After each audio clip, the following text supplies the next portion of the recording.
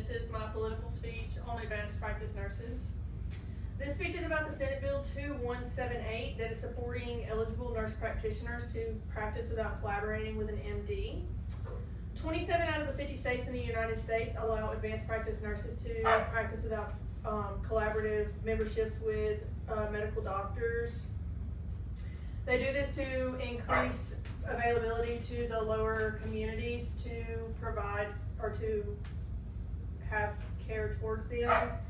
70% of nurse practitioners provide care to the primary setting, while 80% of nurse practitioners provide care to Medicaid and Medicare practitioners. This is good just based off the fact that most MDs, most medical doctors, do not accept Medicaid or Medicare insurance anymore. In 2022, statistics show that 85% of patients were highly satisfied with their care received from nurse practitioners. Many patients and people worry about the care that nurse practitioners, or the education that nurse practitioners must obtain. They don't think that it's eligible to an MD. To become a nurse practitioner, it takes 5 to 6 years. Nurse practitioners have to obtain their master's degree. That the 5 to 6 years is just to obtain the master's degree. That does not include specialty training that they do. So to become a nurse practitioner, you have to obtain your RN, which is 2 years. Then you have to obtain your BSN, which is another 2 years, where that's your 5 years. Then your master's program can be anywhere from 3 to 7 years, depending on your specialty. So in all, it could take 7 to 10 years to become a nurse practitioner. Nurse practitioners can specialize in anything. A medical doctor can specialize between primary care doctor or cardiology. Nurse practitioners, they have to complete extensive training to be able to practice without a collaborating doctor. Even with a collaborating doctor, they have to practice and obtain over 6,000 hours in clinical training. You see here that more than 32,000 nurse practitioners are licensed in the United States. More than 30,000 completed their academic programs within 2020 and 2021. The increase in nurse practitioners decrease adverse health conditions. This is because of lower costs to seek care. Many patients cannot afford the price to pay to see a licensed medical doctor when they could see a licensed nurse practitioner that can provide the same care and the same treatment and provide these same exact medications. 96.2% of nurse prescribe medications, and in those full-time practice, they write an average of 21 prescriptions a day. In the darker colored, you can see the full practice states, the reduced practice, and then the restricted practice. Mississippi is a reduced practice, meaning that nurse practitioners still do have to have that collaborative practice with an MD doctor. The issue with this collaborative practice is that it limits what the nurse practitioner can and cannot treat depending on what the MD allows. Not saying that the NP does not have the training to treat them. The MD, the medical doctor, just simply does not want the nurse practitioner to treat them.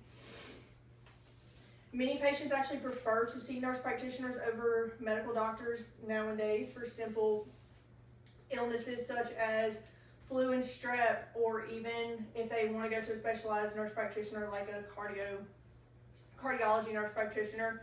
They prefer to see the nurse practitioners based off of the fact that nurse practitioners are known to have better bedside manner and known to have better care for their patients.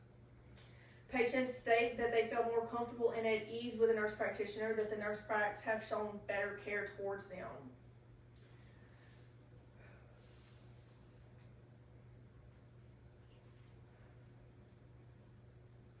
Empower Mississippi stated that with studies from other states that allowed the full practice nurse practitioners to practice on their own, that they had no increase in malpractice or no increase in complaints of patient care.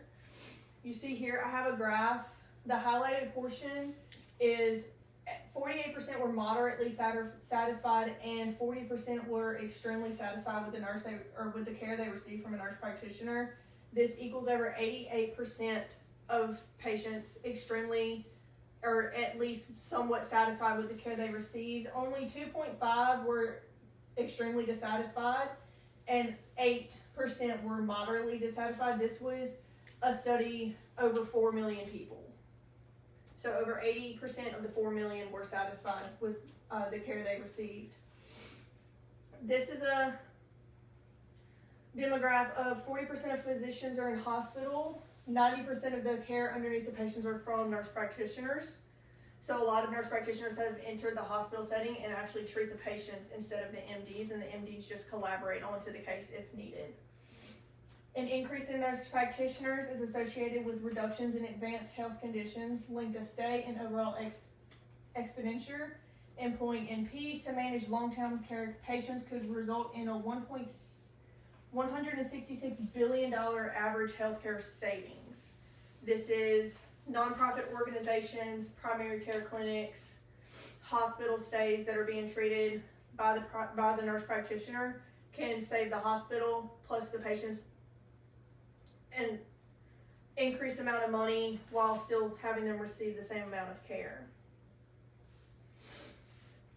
With the nurse practitioners, to be able to do the advanced practice out from underneath an MD, they must have 3 to 5 years of training underneath the MD.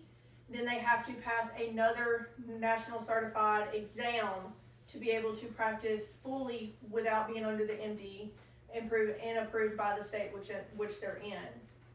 So they would not be able to just get their nurse practitioner license and then jump into patient care with nobody overseeing their care. They have to have those 3 to 5 years, and then they would be able to do that. It was quick and simple, but thank you for being a part of my audience and hopefully supporting the bill to allow nurse practitioners to advance their care.